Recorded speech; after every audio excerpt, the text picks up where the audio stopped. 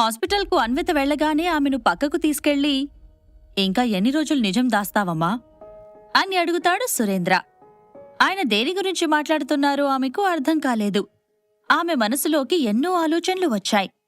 లాస్య అవినాష్ విషయం తెలిసిపోయిందా? నాతో అవినాష్ డివర్స్ తీసుకుంటున్నాడనే విషయం తెలిసిందా అని ఆమె ఆలోచిస్తూ, ఏ విషయం బాబాయ్ అని అడిగింది. ఇంకా చెప్పడానికి డౌట్ పడుతున్నావా? లాస్య అవినాష్తో ఉంటుందట కదా, వాళ్ళిద్దరూ పెళ్లి చేసుకోబోతున్నారట. అందుకే లాస్య మదర్ జయశ్రీ ఇండియాకు వస్తుందట అని అన్నాడు సురేంద్ర. ఆమె సమాధానం చెప్పలేదు. అవినాష్ ఫ్యామిలీ గురించి నాకు ముందే తెలుసు. బాగా డబ్బుందని అతనికి చాలా పొగురు.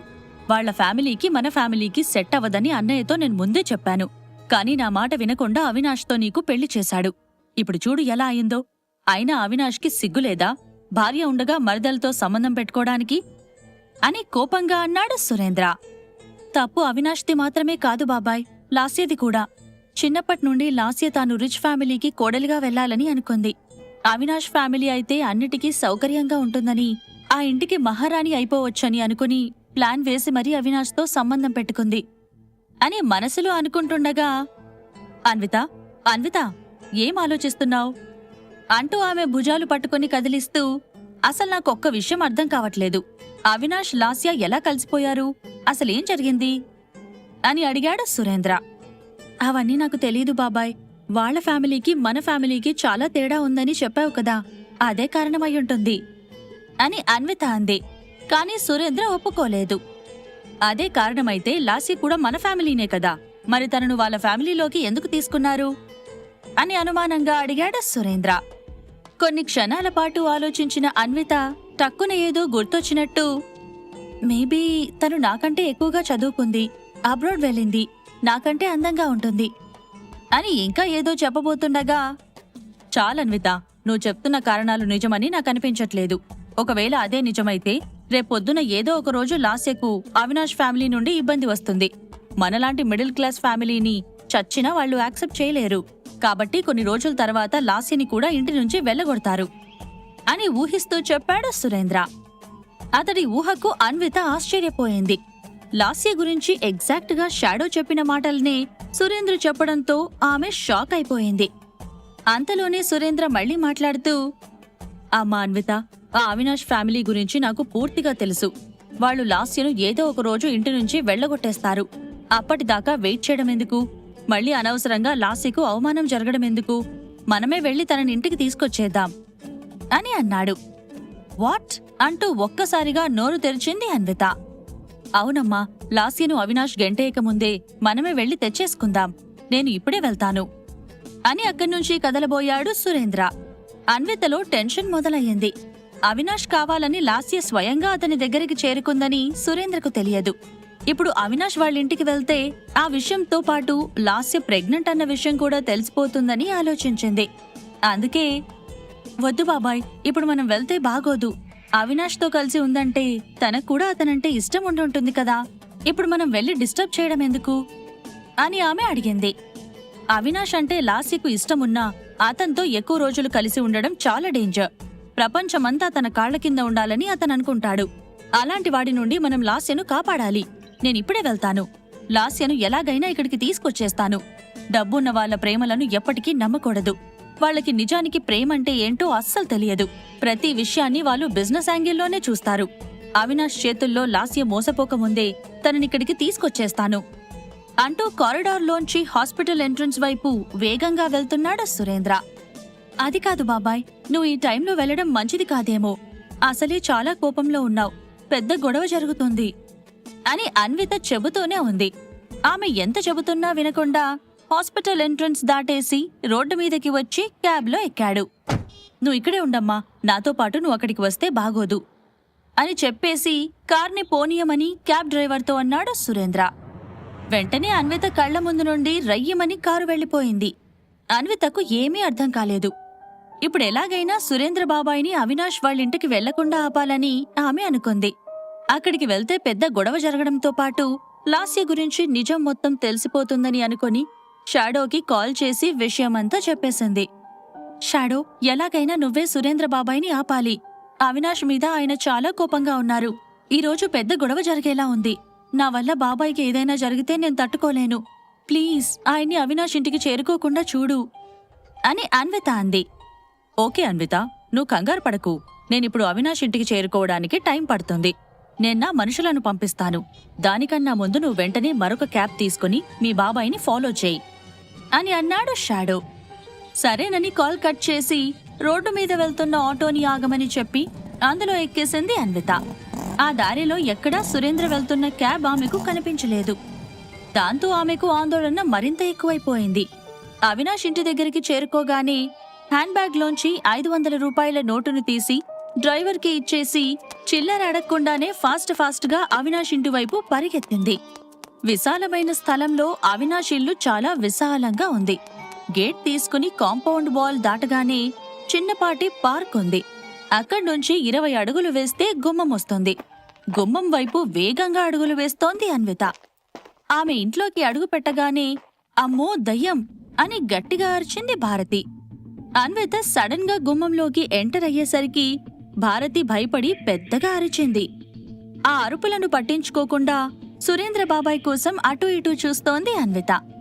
ఇంట్లోకి వచ్చింది దయ్యం కాదని అన్విత అని తెలుసుకున్న భారతి, మా ఇంట్లోకి నువ్వెందుకొచ్చావే? అసలేమనుకుంటున్నావు? నువ్వు ఇంట్లోకి వచ్చే ముందు డోర్ నాక్ చేయాలన్న మేనర్స్ లేదా? డైరెక్ట్గా వచ్చేస్తావా అని కోపంగా అరిచింది.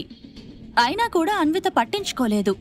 హాల్లో సురేంద్ర లేకపోవడంతో సెకండ్ ఫ్లోర్లోకి వెళ్లి అవినాష్తో గొడవ పడుతున్నాడేమో అనుకుంది.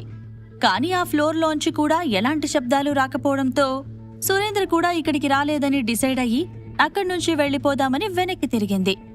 అంతలోనే ఏంటే వచ్చావ్, చూసావ్, వెళ్ళిపోతున్నావ్? అసలేమనుకుంటున్నావు నువ్వు? మా ఇల్లేమి పబ్లిక్ పార్క్ కాదు అలా రావడానికి. నీలాంటి వాళ్లు పర్మిషన్ తీసుకుని రావాలి అని కొంచెం గట్టిగా చెప్పింది భారతి. ఆమె మాటలు ఫస్ట్ ఫ్లోర్లో ఉన్న అవినాష్కు వినిపించాయి.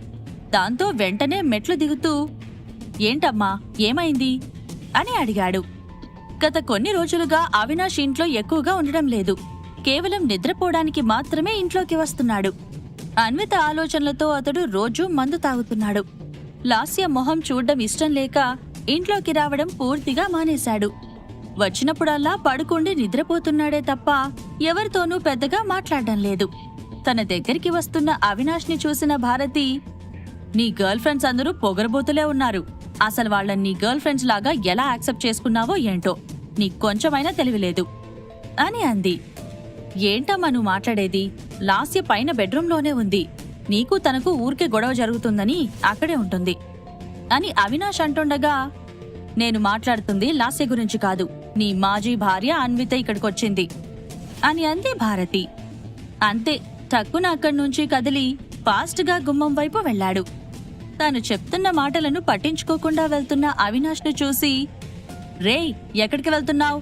అన్వితతో నువ్వు రిలేషన్లో ఉన్నావా? అసలేం జరుగుతోంది అని గట్టిగా అరిచింది భారతి. అయినా వినకుండా ఫాస్ట్గా వెళ్ళిపోయాడు. పై ఫ్లోర్లో ఉన్న లాస్య భారతి మాటలు విన్నది. దాంతో వేగంగా మెట్లు దిగి అవినాష్ వెనకాలే వెళ్తోంది. కాంపౌండ్ ఏరియాలో అన్విత కనిపించకపోవడంతో వేగంగా గేటు దాటి బయటకు వెళ్లి అటూ ఇటూ చూశాడు.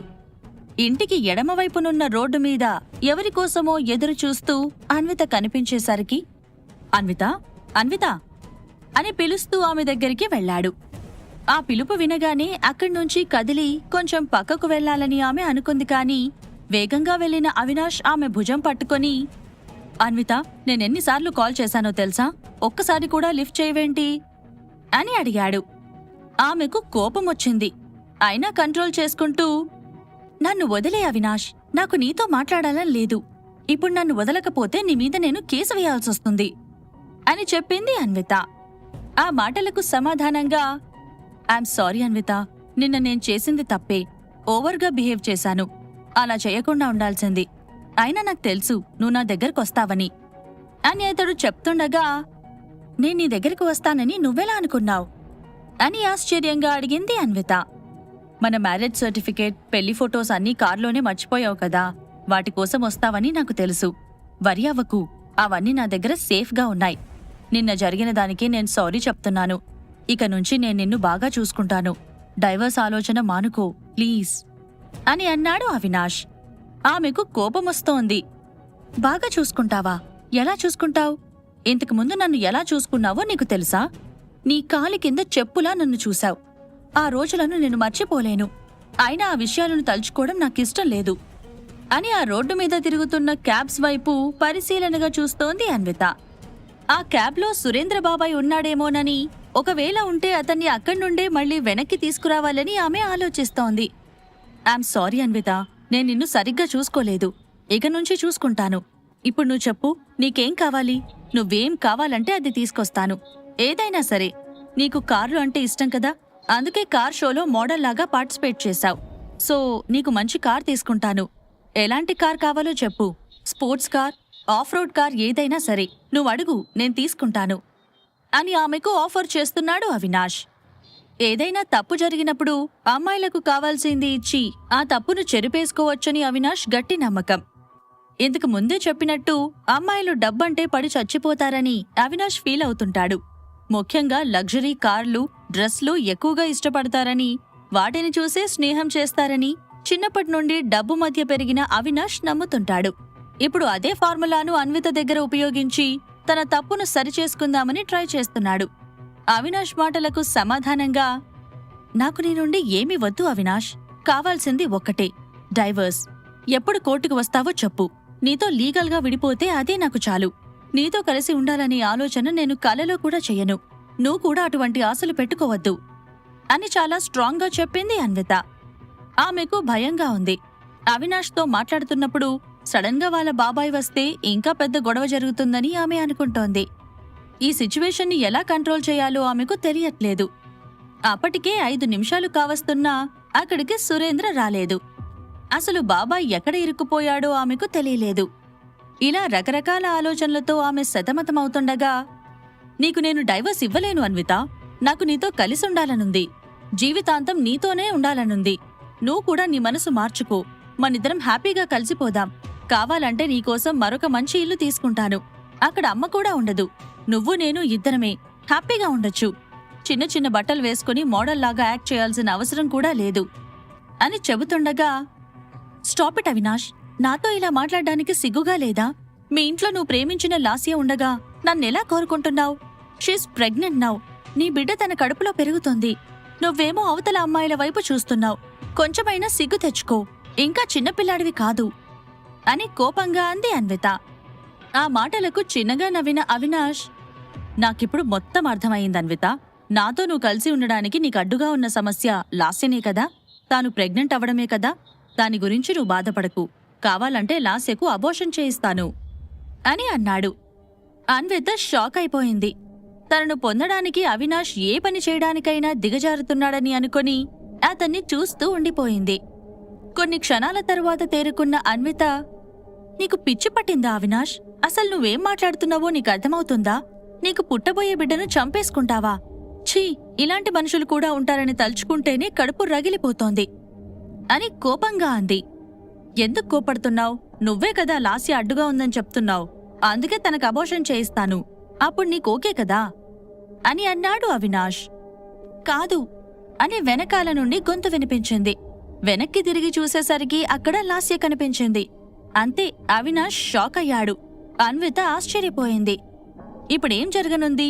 అవినాష్తో లాస్య గొడవ పెట్టుకుంటుందా? ఈ ప్రశ్నలకు సమాధానాలు తెలుసుకోవాలంటే నెక్స్ట్ ఎపిసోడ్ వినాల్సిందే. క్రింద ఇచ్చిన లింక్ ని క్లిక్ చేసి పాకెట్ ఎఫ్ఎం యాప్ ని ఇన్స్టాల్ చేసుకోండి. Stay tune to pocket FM.